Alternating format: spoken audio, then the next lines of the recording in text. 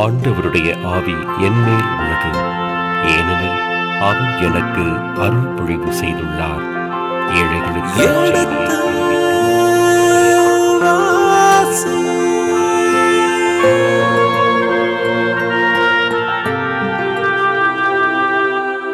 எடுத்து வாசி.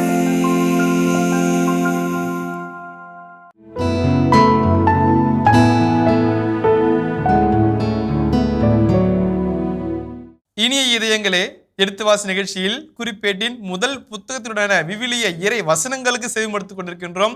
கடந்த பகுதியின் தொடர்ச்சியை இன்று தொடங்குவோம். வாருங்கள் நிகழ்ச்சிக்குள் சொல்வோம். உங்கள் சார்பாக தந்தை அவர்களுக்கு வணக்கம் சொல்லி நிகழ்ச்சியை தொடங்குவோம்.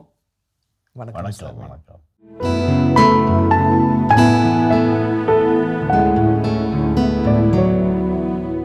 திருப்பாடல் 139 எடுங்களேன். ஆண்டவரே, நீர் என்னை ஆய்ந்து அறிந்திருக்கின்றீர். நான் அமர்வதையும் எழுவதையும் நீர் அறிந்திருக்கின்றீர். என் நினைவுகளை எல்லாம் தொலைவில் இருந்தே உய்த்துணர்கின்றீர். நான் நடப்பதையும் படுப்பதையும் நீர் அறிந்துள்ளீர். என் வழிகள் எல்லாம் உமக்கு தெரிந்தவையே.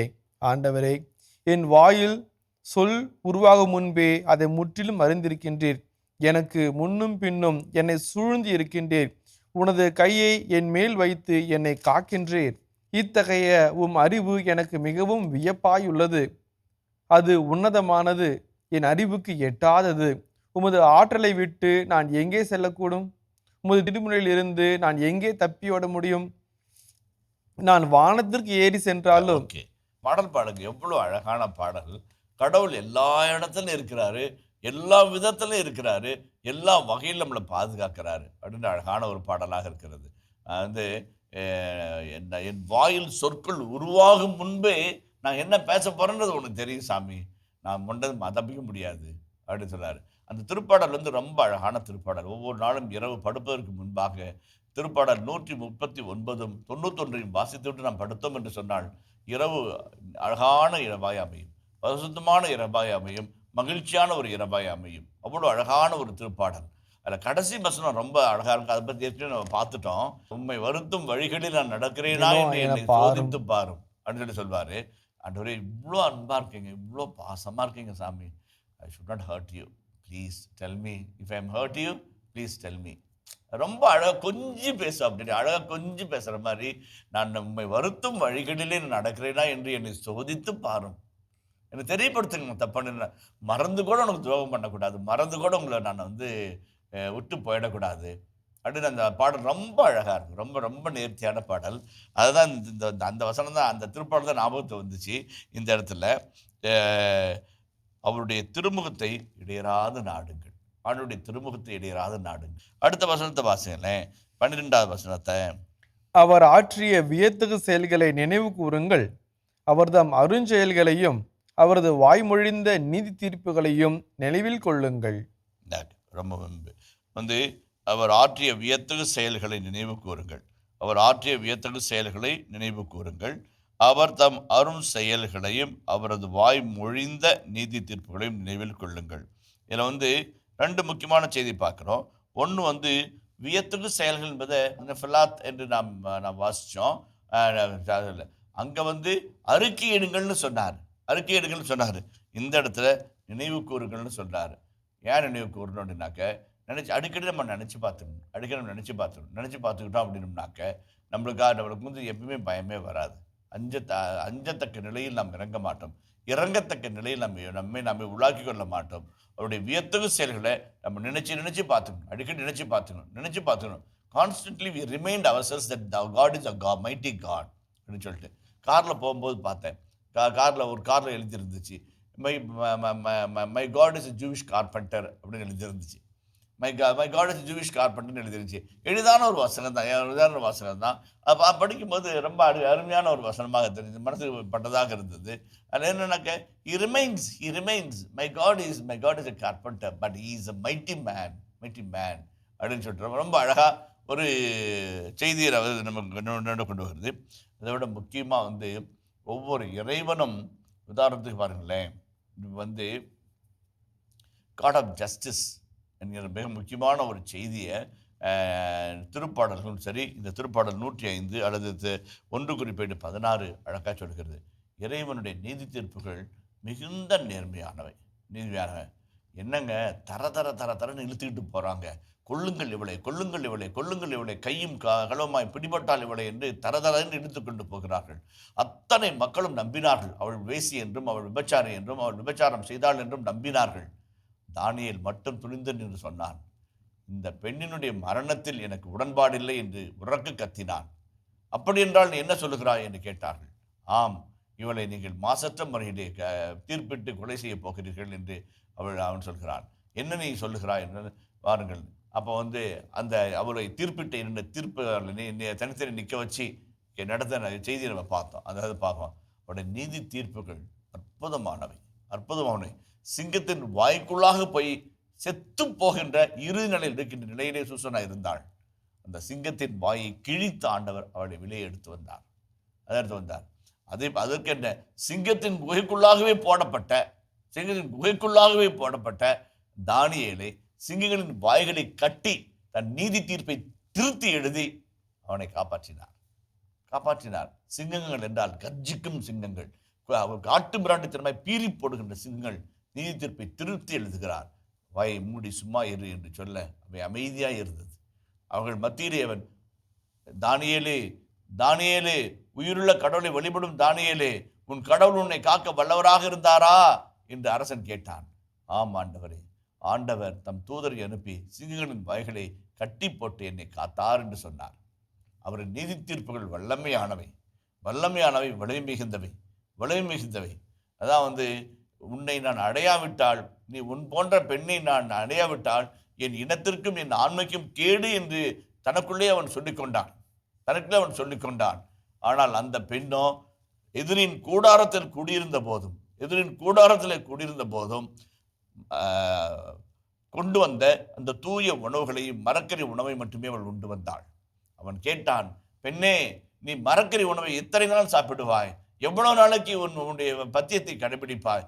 உண்டு குடித்து இளைப்பாறு, எங்கள் உணவையும் எங்கள் மாமிசத்தையும் எங்களுடைய திராட்சரசத்தையும் அருந்தி மகிழ்ந்திருப்பாயாக என்று சொன்னாள். அவள் அழகாய் சொன்னாள், அரசே, என் உணவு தீரும் முன்பாக இந்த கதை முடிந்துவிடும் என்று சொன்னாள். மடையன் முட்டாள், அவனுக்கு புரியவில்லை. ஆனால் அப்படித்தான் நடந்தது. அந்த உணவு தீரும் முன்பே அவள் தலையை வெட்டி ஊருக்குள்ளே சென்று, மரித்தான் மாட்டு நாட்டு மன்னன், நீங்கள் சென்று மீதியை முடித்து வையுங்கள் என்று சொல்லி அனுப்பி வைத்தாள். ஆண்டவரின் நீதி தீர்ப்புகள் மேலானவை, வல்லமையானவை, சக்தி மிகுந்தவை. ஆமானுடைய கொடுமையான தீர்ப்பிலிருந்து மொர்தெகாய் என்கின்ற அருமையான மனிதருடைய வாழ்க்கையை மாற்றி போட்டார் ஆண்டவர். ஆமான் நினைத்தான், மாட மாளிகையிலும் கூட கோயில் கோபுரத்திலும் வாழ்கிறேன், நான் தான் தங்க தேரிலே அமர்ந்து போவேன், பட்டாடை உடுத்தி தலையில் கிரீடம் சூட்டி வழிநடத்தி செல்லப்படுவேன், என் குதிரையினுடைய கடிவாளத்தை மொர்தெகாய் பிடித்து கொண்டு போக வேண்டும் என்று அவன் நினைத்தான், அல்லது அவனை தூக்கிலிடப்பட வேண்டும் என்று அவன் நினைத்தான். ஆனால் என்ன ஆயிற்று?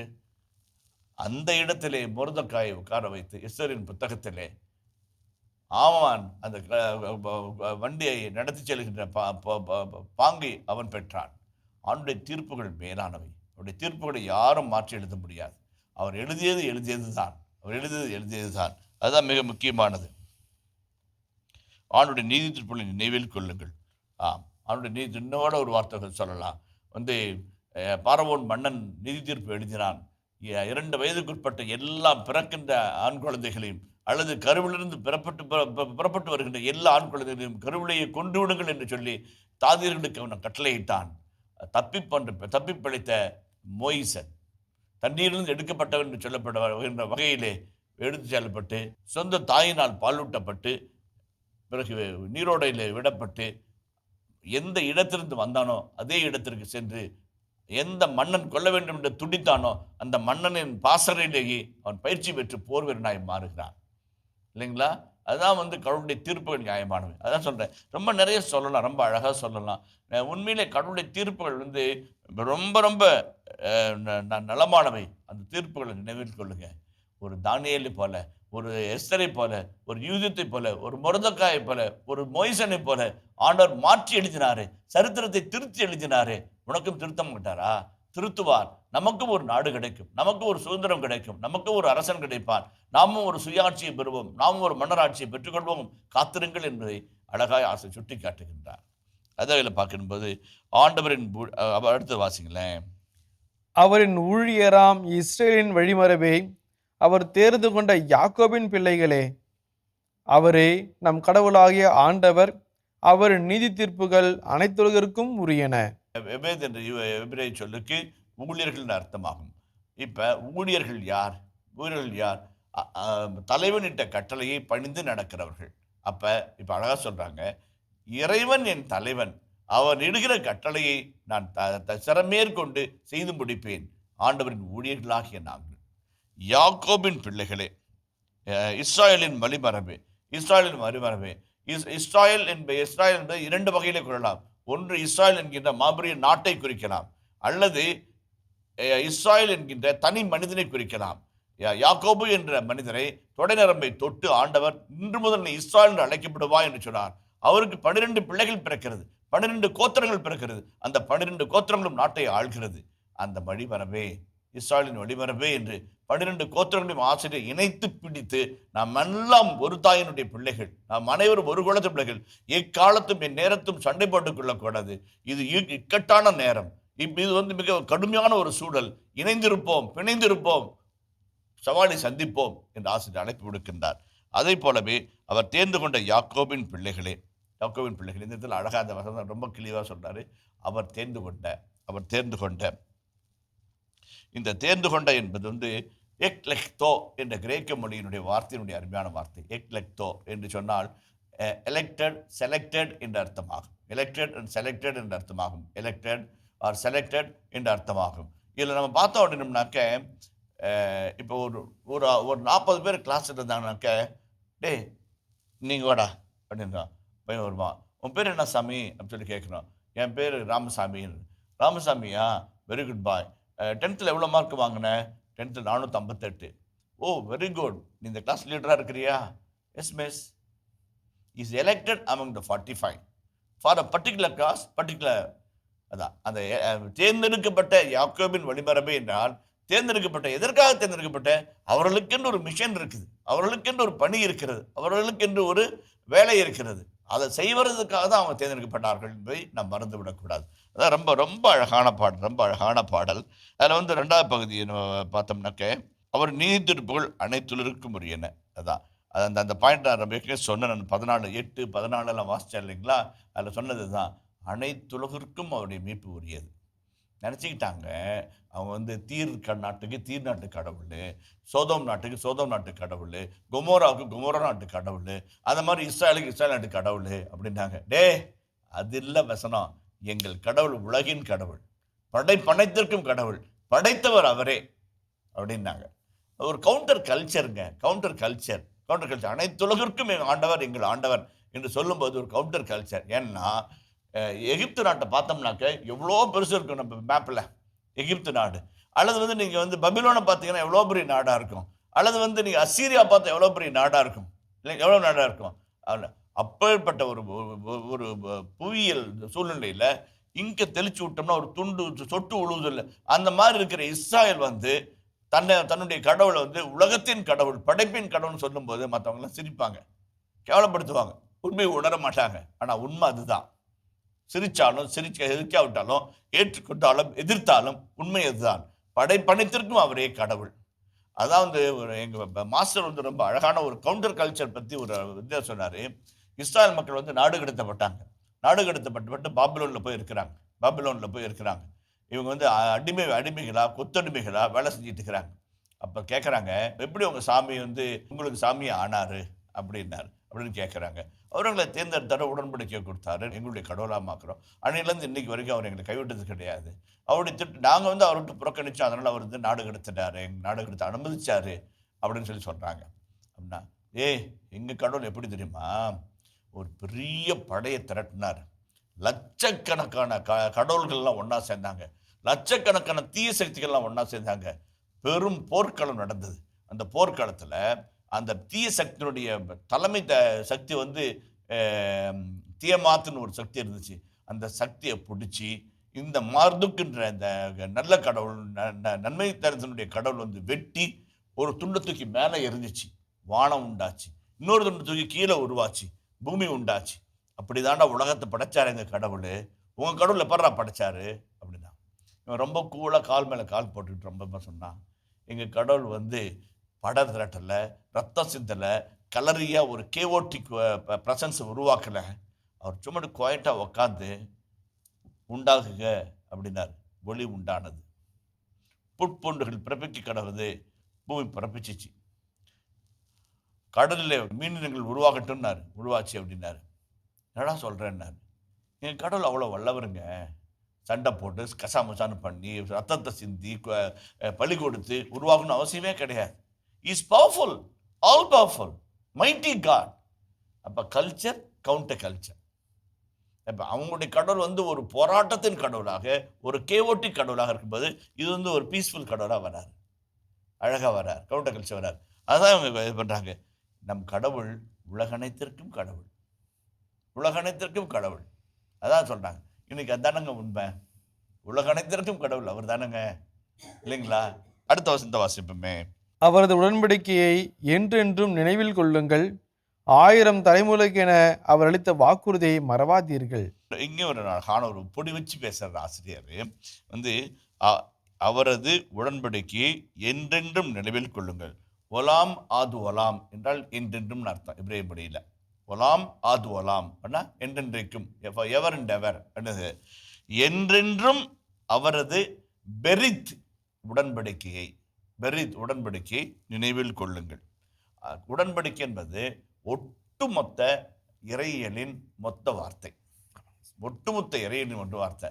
நம்ம எங்கே இந்த இதுலேருந்து நோவாமனுடைய உடன்படிக்கையிலிருந்து அனைவருக்காக சிந்தப்படும் என் உடன்படிக்கையின் ரத்தம்னு சொன்ன இயேசு உடன்படிக்கை வரைக்கும் உடன்படிக்கையில் தான் அந்த பைபிளே ஓடுது இல்லைங்களா? இப்போ இவங்க சொல்கிறாங்க, அவர் செய்த உடன்படிக்கையை என்றென்றும் நினைவில் கொள்ளுங்கள், என்றென்றும் நினைவில் கொள்ளுங்கள்.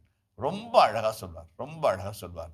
ஏன்னாக்க நோவாவோடு உடன்படிக்கை, அபிரகாமோடு உடன்படிக்கை, சீனாய் மலையிலே உடன்படிக்கை, தாவீது அரசரோடு உடன்படிக்கை, இறைவாக்கின் வாயிலாக உடன்படிக்கையின் அறிவுறுத்தலை எரேமியா புத்தகத்தில் 31ஆம் அதிகாரம் 31ஆம் வசனத்தில் சொல்றாரு.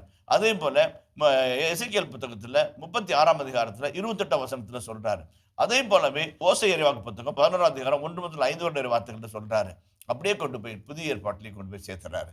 அப்போ அவ்வளவு உடன்படிக்கையில் கடவுள் நினைவு கூர்ந்து செயல்படுறாரு. காலத்துக்கு ஏற்ப அது மைல்கன் மாதிரி, மைல் ஸ்டோன் மாதிரி ஒவ்வொரு ட்ரிப்லையும் அந்த டேர்னில் வந்தோன்னு ஒரு டேர்ன் ஆகி மோசே, தாவீது இந்த பக்கம் பண்ணோம்னாக்க இறைவாக்கினுடைய உடன்படிக்கை என்று அந்த மீட்பு திட்டமே அந்த உடன்படிக்கையினுடைய பயணத்தில் பயணமாகி போகிறது. அதான் என்றும் நினைவில் கொள்ளுங்கள். இது ரொம்ப அழகாக கொள்கிறாரு. அவரது உடன்படிக்கை என்று நினைவில் கொள்ளுங்கள். ஏன் நம்ம நினைவில் கொள்ளணும்? அவர் நினைவில் கொள்கிறார். அவர் நினைவில் கொள்வதால் நீங்கள் நினைவில் கொள்ளுங்கள். அவர் மறக்க மாட்டார், அவர் மாற மாட்டார்.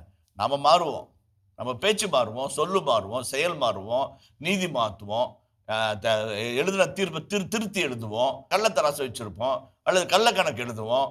நம்முடைய நிலைமை மாறி போகும். ஆனால் அவர் மாறாதவர். ஆக அவருடைய உடன்படிக்கை நினைவில் கொள்ளுங்கள். அதற்கு அடுத்தபடியாக 1000 தலைமுறைக்கென அவர் அளித்த வாக்குறுதியை மறவாதீர்கள். 1000 தலைமுறைக்கென அவர் அளித்த வாக்குறுதியை மறவாதீர்கள். ரொம்ப அழகான வசனம். வந்து ஒரு தலைமுறை எவ்வளோங்கண்ணா? 33 ஆண்டுகள், 30 ஆண்டுகள், 40 ஆண்டுகள் கூட சொல்கிறாங்க. 30 ஆண்டுகள் நம்ம இந்திய தலைமுறைக்கு, செக்குலர் வேர்ல்டில், பிப்ளிக்கல் வேர்ல்டில் 40 இயர்ஸ் ஒரு தலைமுறை அப்படி சொல்கிறாங்க. இப்போ நம்ம ஒரு 5 தலைமுறை நம்ம வந்துடுவோமோ? 2 தலைமுறை கட்டாயம் வாழ்வோம். அதே 1000 தலைமுறைக்கும் வாக்குறுதியை மறவாதீர்கள். அப்போ நான் என்னன்னா, நான், என் பையன், என் பேரன், என் கொள்ளு பேரன், கிராண்ட் சன்னு எல்லாருக்குமே அந்த வாக்குறுதி உண்டு. மறவாதீர்கள், அந்த வாக்குறுதி உண்டு, மறவாதீர்கள் தான் அந்த இறை செய்தியாக மாறுகிறது. ரொம்ப அழகான ஒரு வாக்குறுதி. அதான் வந்து இந்த இடத்துல வந்து அது அந்த இது என்ன சொல்லுவாங்க, கேப்சூல்ன்றுபாங்க. ஃபர்ஸ்ட் எடுத்தோன்னே டைட்டில் போட்டுட்டு டைட்டில் விளக்கி சொல்றது. அடுத்து வருகின்ற 6 வசனங்கள் அதைத்தான் சொல்லுகிறது.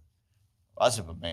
ஆபிரகாமுடன் அவர் செய்த உடன்படிக்கையையும் ஈசாக்குக்கு அவர் ஆணையிட்டு கூறியதையும் நினைவில் கொள்ளுங்கள்.